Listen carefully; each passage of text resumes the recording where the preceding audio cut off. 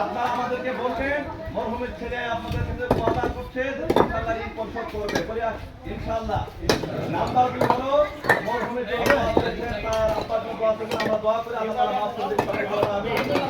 আর আপনারা সবাই দোয়া করবেন আমরা আল্লাহর সাথে একটা বাড়াচ্ছি, আমরা লাস্টটা ধরে একটু সামনে গেছি তারপরে ইনশাআল্লাহ এখানে কথা হবে, জানাজা শুরু হয়ে যাবে। তার ওখানে সকলে লাল হলো প্রস্তুত করেন।